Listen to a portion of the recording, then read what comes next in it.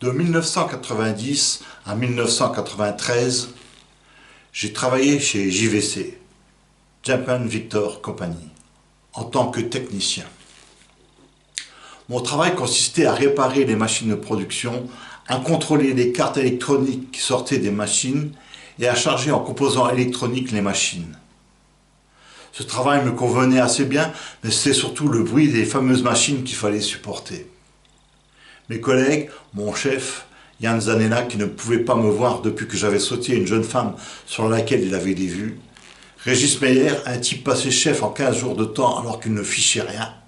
Non, il cirait les pompes de tous les supérieurs hiérarchiques, ensuite il les pompait, enfin, il finissait son travail d'orfèvre en leur léchant le cul. Les cadres japonais m'étaient plutôt sympathiques.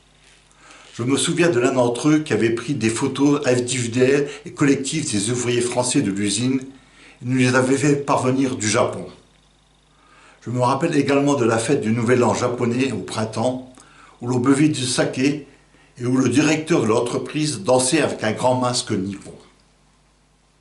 Je subis un licenciement économique en 1993. On avait fait venir des entreprises asiatiques, Panasonic, JVC, Daewoo un peu plus tard, dans l'espoir de remplacer la sidérurgie défaillante, mais on n'avait pas vu que les directeurs de ces sociétés ne voyaient que les avantages fiscaux temporaires liés à leurs implantations en Lorraine, exonération du loyer pendant 5 ans, main-d'œuvre bon marché, etc. Et une fois ces avantages disparus, ils décidaient de délocaliser l'usine dans un autre pays. Dégoûté du métier, je décidai de chercher du travail dans le gardiennage d'usine. C'est ainsi que je débutai à la Surgarde en mai 1994. Ce fut une période où je mis ma conscience professionnelle aux abonnés absents. Pendant les postes de nuit, je faisais venir Nadia pour la tripoter, où je me saoulais à la bière et je volais tout ce que je pouvais. L'été 1995, je décidai de faire un stage de deltaplane au Markstein, dans les Vosges, avec Yves. J'avais déjà pratiqué l'escalade avec Malik, la spéléologie avec Lapin. Il fallait que j'expérimente cela. C'est peut-être à ce stade que j'ai appris à surmonter ma peur. J'avais d'abord les fois, quand il fallait se lancer dans le vide, accroché à un morceau de toile et quelques tubes, mais après avoir connu l'extase de voler, je n'avais qu'une seule envie, recommencer à planer, et je me fichais éperdument du danger.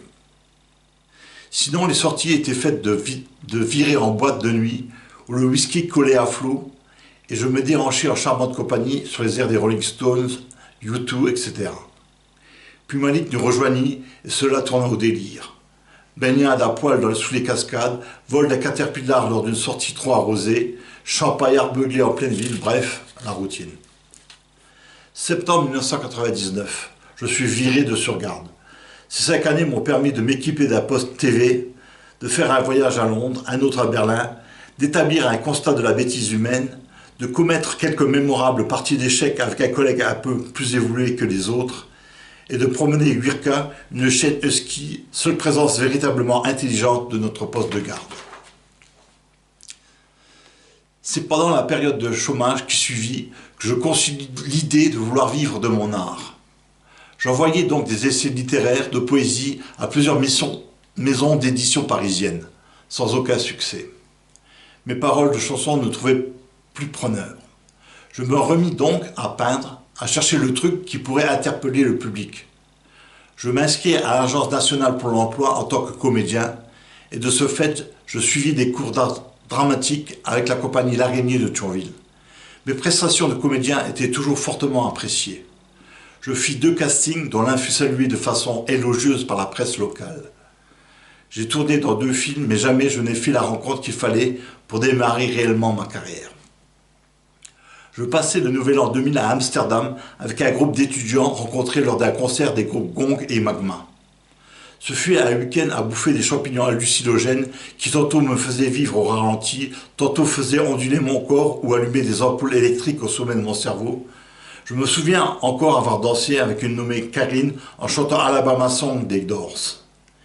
Et aux 12 coups de minuit, dans une rue d'Amsterdam, je fus littéralement soulevé du sol par la foule et emporté dans un quartier chaud de la ville sans même l'avoir demandé. Puis le retour nous fîmes un détour par Paris. histoire de pisser sur la tombe de Jim Morrison en guise d'hommage irrévérencieux et de marquer Faber sur la stèle de la tombe. Retour à Thionville et à la vie normale. Le théâtre, Nadia, le sexe, la recherche d'emploi, etc. Nadia me faisait planer. Je fis un rêve merveilleux. J'étais avec elle au milieu des étoiles et le temps n'existait plus. Mais n'était-ce vraiment qu'un rêve?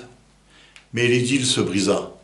Nadia eut connaissance de mes infidélités amsterdamoises et de l'époque JVC. Et la rupture fut inévitable. Elle quitta donc l'ancienne quincaillerie et j'en fus traumatisé. Je me souviens être sorti nu dans la rue et un autre jour m'être roulé dans la boue. L'Agence nationale pour l'emploi m'envoya un courrier pour me proposer de suivre un stage de technicien de maintenance en audiovisuel à la Chambre de commerce et d'industrie de Metz. Comme ce stage aboutissait à l'obtention d'un bac pro, j'acceptais. Ce stage fut surtout pour moi l'occasion de rencontrer Philippe Lefort, qui était le chanteur-guitariste du groupe Stetson, un groupe qui interprétait ses propres compositions, mais également des reprises de ZZ Top, de Francis Cabrel. Philippe est quelqu'un de doué pour l'électronique et l'informatique. Il a créé mon site internet avant de le saborder pour cause de changement d'implantation de matériel informatique. Pendant un an, il m'accompagna à la guitare avec un certain Jean-Paul Kinder au violon. Moi, je déclamais mes poésies. Nous répétions dans la cave de Jean-Paul Kinder, le mari d'une comédienne de l'Araignée, du théâtre L'Araignée. Le seul résultat de cette collaboration fut une maquette CD de 7 titres. Dans l'éventualité d'un article de presse, j'avais préparé un texte assez libellé. Jean-Paul Kinder, le violoniste du groupe, tisse des gammes d'une subtilité jazzy et psychédélique, influencé par Carlos Santana, ZZ Top, Francis Cabrel, excusez du peu. Philux caresse avec un feeling exceptionnel les cordes de sa guitare rythmique et Christophe déclame ses textes poétiques parlant de son vécu. Sa devise, magnifions ce qui nous opprime. Ce que j'ai apprécié chez Philippe, c'est que l'on pouvait s'engueuler à un bon moment au téléphone au sujet du groupe et terminer la discussion en restant les meilleurs amis du monde. Je retire aussi de lui les nuits entières passées à faire des sketchs comiques devant sa webcam, les 7 étages de son immeuble que j'ai remonté avec son ampli, ma gentillesse me perdra. Je crois que Philippe est une personne qui ressent la vie de la même manière que moi. Je veux parler ici de nos moments euphoriques où tout est merveilleux et de moments de déprime où nous sommes suspicieux à l'égard de tout. Jean-Paul Kinder décida un jour d'arrêter de jouer dans le groupe car ses activités professionnelles ne lui permettaient plus de se consacrer aux répétitions. Je garde un excellent souvenir de lui et de sa femme qui m'ont invité à réveillonner chez eux le nouvel an 2001. Philippe était de la partie et bien sûr nous avons fait de la musique. Je suis reconnaissant à Jean-Paul d'avoir un jour dépanné ma voiture et à sa femme Anne-Marie de m'avoir branché sur les expositions du Parlement européen du Luxembourg.